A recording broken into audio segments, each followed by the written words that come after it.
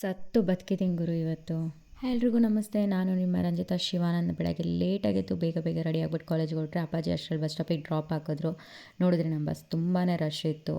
Seat ಸಿಕ್ತು ಅಂದ್ಕೊಳ್ಳೋ ಅಷ್ಟರಲ್ಲಿ already ನಮ್ಮ ಬಸ್ ಸ್ಟಾಪೇ ಬಂದುಬಿಟ್ಟಿತ್ತು. ಸೊ ಅಲ್ಲಿಂದ ಗೌರ್ಮೆಂಟ್ ಬಸ್ ಸ್ಟಾಪ್ಗೆ ಹೋಗಿ ನಾನು ಬ್ರೇಕ್ಫಾಸ್ಟ್ ಏನೂ ಮಾಡಿರಲಿಲ್ಲ ಅಂತ ಅಲ್ಲ ರವಾ ಇಡ್ಲಿ ತಿಂದ್ಕೊಂಡು ಆಮೇಲೆ ಕಾಲೇಜ್ ಹತ್ರ ಬಂದೆ. ಬರೋ ಅಷ್ಟರಲ್ಲಿ ಕ್ಲಾಸ್ ಸ್ಟಾರ್ಟ್ ಆಗಿಬಿಟ್ಟಿತ್ತು. 5 ಮಿನಿಟ್ಸ್ ಲೇಟ್ ಆಗಿತ್ತು. ಬಟ್ ಸರ್ ಕ್ಲಾಸಿಗೆ ಬಿಟ್ಕೊಂಡ್ರು. ಸೊ ಹೋಗ್ಬಿಟ್ಟು ಅಲ್ಲಿ ಕ್ಲಾಸ್ ಮುಗಿಸ್ಕೊಂಡು ಅದಾದಮೇಲೆ ಲಂಚ್ ಬ್ರೇಕ್ ಇತ್ತು. ಸೊ ನಮ್ಮ ಕಾಲೇಜಲ್ಲಿ ಬೇರೆ ಬ್ಲಾಗಲ್ಲಿ ಫಂಕ್ಷನ್ ನಡೀತಾ ಇದ್ದರೆ ಅಲ್ಲಿ ಹೋಗ್ಬಿಟ್ಟು ಸುಜನ ನನ್ನ ಬಾಕ್ಸ್ ತಂದಿಲ್ಲ ಅಂತ ಊಟ ಇಸ್ಕೊಂಬಂದು ಕೊಟ್ಟಳು. ಆ್ಯಕ್ಚುಲಿ ತುಂಬ ಚೆನ್ನಾಗಿತ್ತು ಊಟ.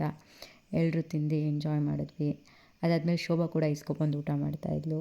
ಸೊ ಆಮೇಲೆ ನಮ್ಮದು ಆ್ಯಸ್ ಯೂಶ್ವಲ್ ಅಡ್ಡ ಸೇರಿ ಅದಾದಮೇಲೆ ಸ್ವಲ್ಪ ಕೆಲಸ ಇತ್ತು ಅಂತ ಹೊರಗಡೆ ಹೋದ್ವಿ. MG ರೋಡ್ಗೆ ಹೋಗಿ ಸ್ವಲ್ಪ ಎಲ್ಲ ಕೆಲಸ ಮುಗಿಸ್ಕೊಂಡು ಆನ್ ದ ವೇ ಜನ ಸ್ಟುಡಿಯೋಗೆ ಹೋಗಬೇಕು ಅಂದ್ಲು. ಆನ್ ದ ವೇ ಹೋಗ್ಬೇಕಾರಲ್ಲಿ ಹಿಂದೂ ಮಹಾಗಣಪತಿ ಇತ್ತು, ನೋಡಿದೆ. ತುಂಬಾ ಚೆನ್ನಾಗಿತ್ತು. ನನಗಂತೂ ತುಂಬಾ ಇಷ್ಟ ಆಯಿತು ನೋಡಿ.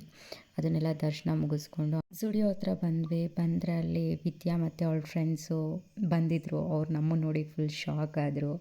ಸೊ ಅದಾದಮೇಲೆ ಹಂಗೆ ಸುಜನ ಶೂ ತೊಗೊಂಡಿದ್ಲು. ಹಾಗೆ ನಾನು ನಮ್ಮ ಅಕ್ಕ ಮಗಳಿಗೆ ಒಂದು ಟೀ ಶರ್ಟ್ ತೊಗೊಂಡು ಸ್ವಲ್ಪ ಚಾರ್ಜ್ ಇಲ್ಲ ಅಂತ ಚಾರ್ಜ್ ಹಾಕಿಸ್ಕೊಂಡು ಹಂಗೆ ಹೊರಟ್ವಿ. MG ರೋಡ್ ಕಡೆ ಹೋಗ್ತಾ ಅಲ್ಲಿ ಕಾರ್ನ್ ತಿಂದ್ಕೊಂಡು ಬಸ್ ಸ್ಟಾಪಿಗೆ ಬಂದರೆ ನೋಡಿದ್ರೆ ಬಸ್ ಫುಲ್ ರಶ್ ಇತ್ತು. ಅದಾದಮೇಲೆ ಊರ್ಗೆರೆಗೆ ಬಂದರೆ ಫುಲ್ಲು ಮಳೆ. ಬಟ್ ಆದ್ರೂ ಇವತ್ತು ಗೌರ್ಮೆಂಟ್ ಬಸ್ಸಲ್ಲಿ ಟಿಕೆಟ್ ತೊಗೊಂಡಿದ್ದಾಯಿತು. ಹಂಗೆ ನಡ್ಕೊಂಡು ಹೋಗ್ತಾಯಿದ್ರೆ ನಮ್ಮ ಅಕ್ಕ ಕಾಲ್ ಮಾಡಿಬಿಟ್ಟು ಏನಾದರೂ ತೊಗೊಬಂದರು. ತೊಗೊಂಡು ಹೋಗ್ಬೇಕಾದ್ರೆ ಹಂಗೆ ನನ್ನ ಫ್ರೆಂಡ್ ಬಂದುಬಿಟ್ಟು ಪಿಕ್ ಮಾಡಿಬಿಟ್ಟು ಮನೆ ಹತ್ರ ಡ್ರಾಪ್ ಮಾಡ್ದೆ. ನಮ್ಮ ಅಪ್ಪಾಜಿನೋ ಕೆಲಸ ಮಾಡಿಸ್ತಾಯಿದ್ರು. ಅದೆಲ್ಲ ನೋಡಿಕೊಂಡು ಮನೆ ಒಳಗೆ ಬಂದು ಫ್ರೆಶ್ ಅಪ್ ಆಗಿಬಿಟ್ಟು ಸ್ವಲ್ಪ ಕೆಲಸ ಇತ್ತು. ಸೊ ಕೆಲಸ ಎಲ್ಲ ಮುಗಿಸಿ ತಲೆಗೆ ಆಯಿಲ್ ಹಾಕ್ಕೊಂಡು ಫೈನಲಿ ಮಲ್ಕೊಳ್ಳೋಣ ಅಂತ ಬಂದೆ. ಆ್ಯಂಡ್ ಎಲ್ರಿಗೂ ಶುಭರಾತ್ರಿ.